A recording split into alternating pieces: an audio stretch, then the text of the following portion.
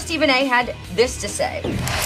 Even on vacation, I need to step out and say this. I was totally wrong about Dwayne Haskins, thinking the Giants were foolish to pass him up in favor of Daniel Jones. I look like a damn fool. You know how bad you have to be as a player and person to be a first-round pick and still get released inside of 2 years?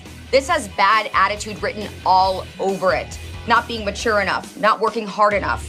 Why else would Washington let him go right now? Inside of 2 years, Haskins' entire football career is now officially in grave jeopardy.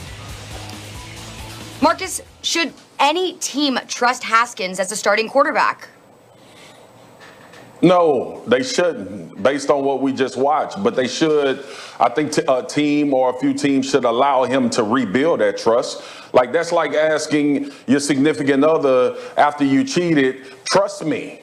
No, you got to earn that back if they take you back. And that's the conversation that we're having. Like, will a team take Dwayne Haskins back in the NFL? There's a big indictment, y'all. Like, the concern for me is this. Like, the Washington football team is about to play for a play-in playoff game. And they decided to release and waive Dwayne Haskins in the midst of that. So, one, they didn't feel like he was a better option at quarterback on the field. And the off-the-field stuff sped up the process of letting him go from the football team. And look, I've seen a lot of adults in this country older than Dwayne Haskins be dumb as hell on a lot of things in a lot of other areas of life. I'm not going to get into it. So a 23-year-old with talent, an opportunity for redemption, I believe should have another chance, an opportunity to play in this league. He has to learn from those things. The bottom line about this league is this, though, and I'm going to forever say it because this is the truth. If Dwayne Haskins was balling, we wouldn't be talking about this. This is about Dwayne Haskins and how he's played. Yes, he had the stuff happen off the field. But if it was Chase Young, he'd be playing Sunday. He'll be playing in a play-in game for the Washington football team. If it was anybody, if it was Josh Allen, if it was anybody else having a lot of success, they'll be playing in this game. So, yes, he has to go earn trust. But based on what we've seen right now, no team should trust him at this point.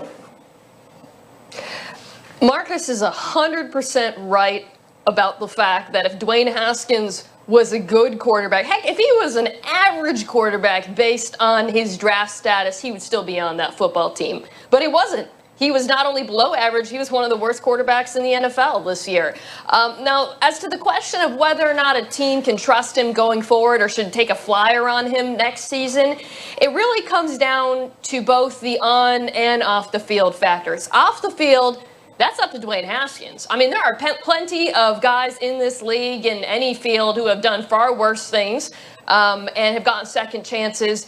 He needs to show that he deserves that trust. It's up to him. I have no idea if he can turn that around. I know if he acts the way he has been acting, frankly, with the COVID stuff or what we've heard from inside the locker room, he won't be on an NFL team. Now, on the field, it's a little more interesting. He was a top prospect because of what he did at Ohio State. Great arm, accurate on the underneath stuff, but there were questions. You know, we're only talking about really 1 year of production.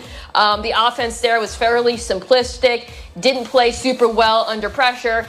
Gets to the NFL. He was good at the end of his first season, but this year he was awful. I mean, he had the lowest completion percentage throwing downfield of any quarterback in this league.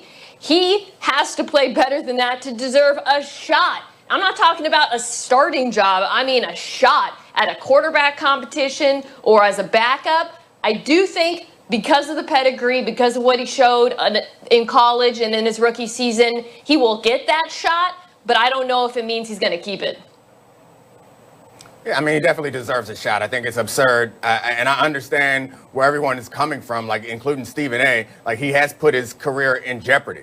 I think that's absurd, that his career is in jeopardy, that the idea that he won't get another chance, that is absolutely outrageous. He should get another chance somewhere. His transgressions are are unacceptable. I understand that. That's why Washington moved on from him. But let's not pretend like there's not a long history of first-round picks who are of all races, frankly, because a lot's been made of this as a racial, the racial component of this has been kind of brought to the forefront. There have been plenty of players that have entered this league that have been immature and had issues in the first round. And those guys always get another chance. Regularly, they get another chance. If Dwayne Haskins doesn't get another chance somewhere else, I'd be very shocked and upset, frankly. And I'm not a Dwayne Haskins apologist by any stretch. Like, what he's done has been inappropriate. But I think that, and to kind of revisit the racial part of this conversation, has come up quite a bit. And what scares me and frustrates me, frankly, is some people making this into a conversation about all black players or many black players or black players in general in the NFL or black quarterbacks in general in NFL. I think it is fair to say to Dwayne Haskins that the behavior that you exhibit, it impacts the way people look at black quarterbacks. That's fair because it's true. It's not right. I think the criticism in that case should be on the decision makers who allow Dwayne Haskins' behavior to kind of paint a picture of other people who are coming out. The criticism shouldn't be on Dwayne Haskins necessarily for dropping the ball, and we certainly should not perpetuate some false narrative that there is a raft of immature black players in the NFL. There are plenty of immature players in the NFL. I don't think you can discriminate it by race necessarily. It is all over the place in the league. The black quarterbacks and the white quarterbacks, and I just find it so upsetting, frankly, in an era where we have Lamar Jackson, Patrick Mahomes, Russell Wilson, like we can go on and on of plenty of mature black quarterbacks that are showing that they can play, and obviously that everyone else who has been keeping them out of the league were wrong.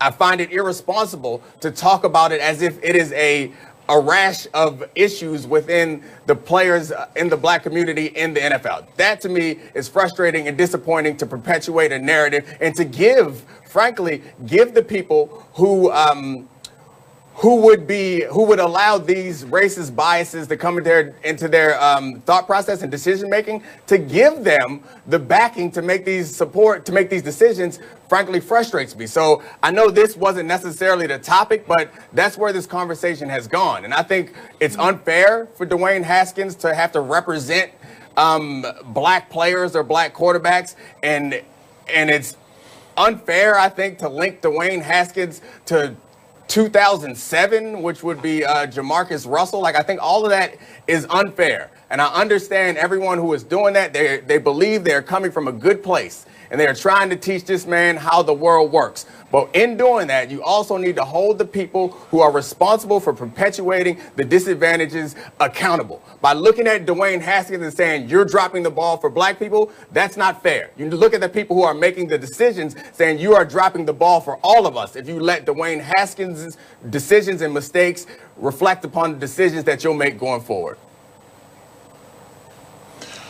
I'm with you, Dom. I don't like that connotation at all, that Dwayne Haskins has to carry the torch.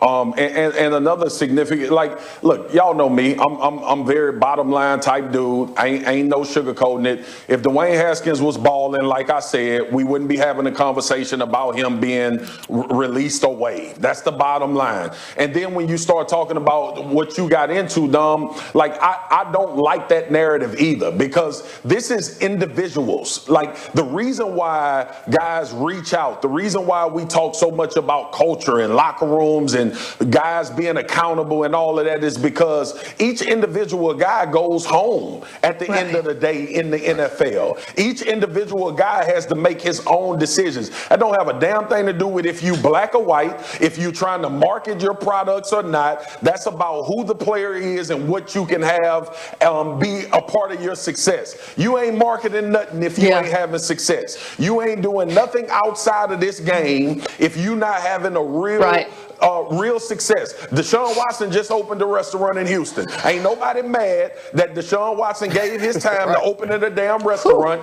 You know why? Because he balling out of his mind. That's what the NFL he can cook off the field and he can cook it on the field. Right.